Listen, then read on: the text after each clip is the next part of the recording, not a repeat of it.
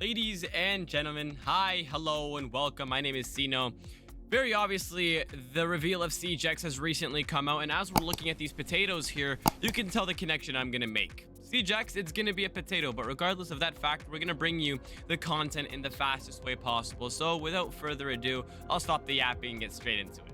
I mean, as much of a hater as I may be, ladies and gentlemen, this is a completely revamped game, and for 10 years, this is a great step in the right direction. They've addressed a lot of things that needed to have been changed. I mean, the graphics, you'll have new maps and quality of life changes. You'll have an audio revamp system, and you're also going to have many more perks along with operator reworks and map upgrades. I mean, contrary to popular belief, apparently Jackal needed the rework and not Monty or Blackbeard. So now he can only ping a defender once, regardless of the color of the footsteps. It does not matter. He will be supplied with one ping and one ping only before he is allowed to use the next one out of his 3 or 4 Jackal tracks. Next up on the chopping block, Clash somehow gets a new rework. She now will be able to place her shield down and move away from it, being able to freely roam with her gun in hand only.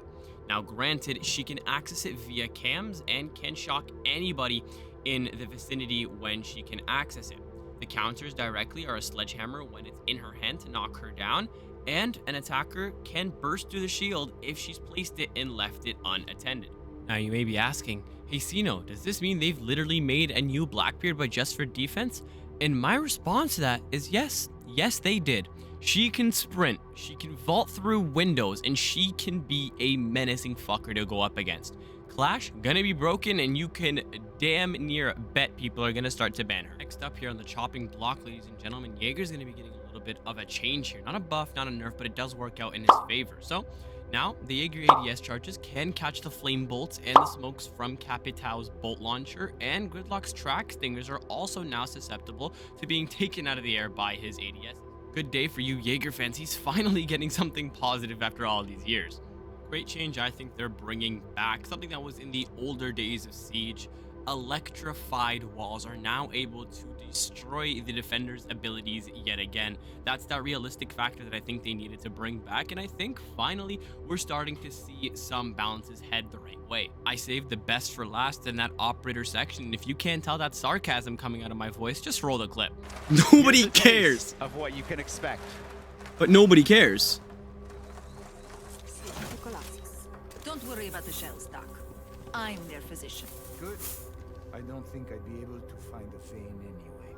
Ah yes, ladies and gentlemen, operator banter. I've been waiting 10 years for this opportunity to be able to hear the operators talk shit to each other back and forth. At the beginning of Siege X, which is June 10th, we will be seeing Clubhouse, Chalet, Border, Bank, and Cafe Dostoevsky all getting that revamp. But the plan is the season after that, they will be doing an additional 3 maps per season. These 3 maps now will be Lair, Nighthaven Labs, and Consulate. Now, I mean, this just looks sick. By far one of the best features that is coming to this game. The graphics look amazing, and I am excited to see how good this game will finally look. If you are planning on gaming with a PC, I do just have to say be careful, because I have a 3060 Ti, and upon booting up Siege X, I played dual front.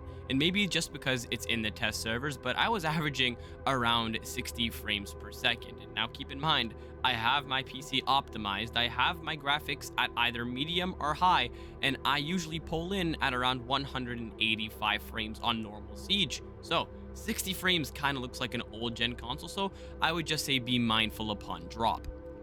Now, with the newest edition of the newest game mode, ladies and gentlemen, Dual Front now still coming to Siege, nothing crazy new about this mode, except the fact that they leaked that there might be a new site objective to be able to play on next season. So nothing new for Siege X. It'll currently still be that 6v6 mode that you get to try different things on with the attacker and defender mixed lineups.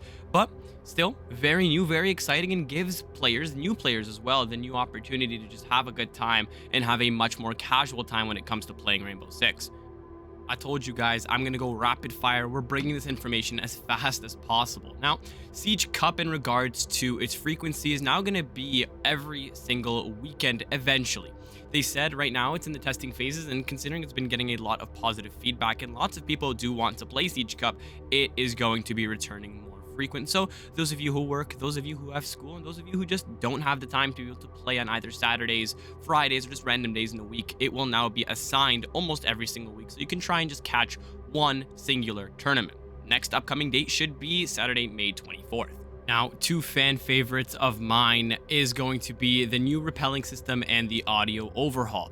Attackers can now sprint on the repels, go around corners, and be able to quickly adjust to the rapid pressure from defenders once they try to open up a window, soft wall, or even reinforced. It's beautiful. It can add different windows of play, and it can even act as a different mastering playstyle for players to try and bring into the ranked scene. As you can see, this fuse charge brings it into life, as you can now play very aggressive on the windows very quickly. It's no longer one-dimensional, and you can really change and manipulate the way this game is going to be played. Sense of accuracy, in order to give players more cues to reliably detect enemy actions.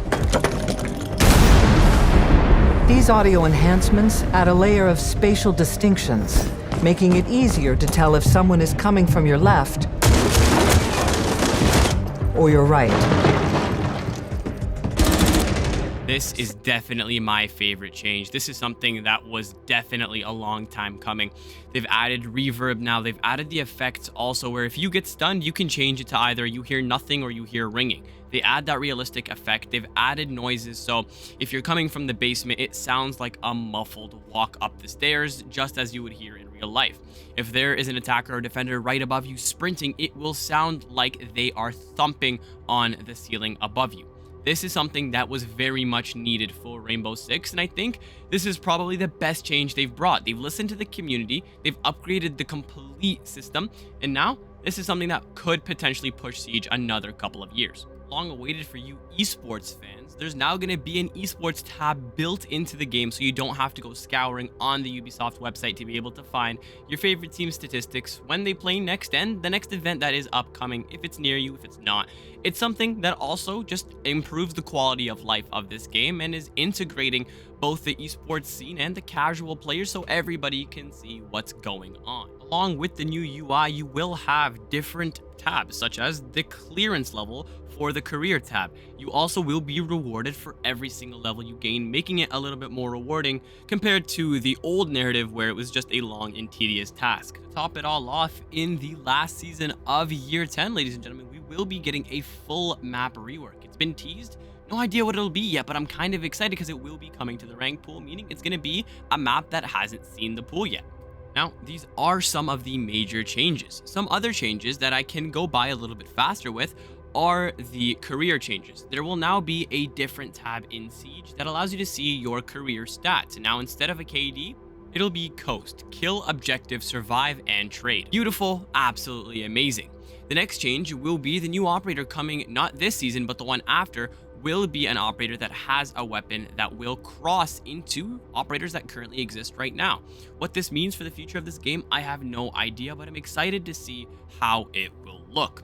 For the 10th year anniversary of Rainbow Six Siege, there will be an event, and for you fan favorites, the old Western event will be returning again. So, lots of things to keep in mind, lots of content to be coming in this specific year. The new user interface will be giving the current Siege a little bit of a facelift, so you get a little bit of a unique login when you do open that game. Now, they're bringing in a feature that other games use a lot, a communication wheel. Now, if your teammate is unable to be able to communicate for whatever reason that may be, he'll be able to communicate using 2 quick buttons, and that should be enough to be able to give you guys the comms you need. Something that is from the pure cosmetic perspective, Weapon Inspect is now going to be coming to Siege. I mean, you pay a lot for the marketplace skins, and I mean, I would hope to God you can display it for yourself. So, something right out of that Call of Duty playbook, and it's very, very needed. And, ladies and gentlemen, I tried to do it in the fastest amount of time. We've gotten right under 10 minutes. I might have left out some mini details, but those are the things I don't think are too major. Let me know if you want to see a full breakdown of this video, because this was the summarized version. This is nearly 10 minutes, and the actual one was 43 of content. So, it's all good. It's whatever. If you did enjoy, make sure to leave a like, a comment, whatever you think would help out this channel, and have a great rest of your day while I just go sob myself to sleep because of how damn long that video was.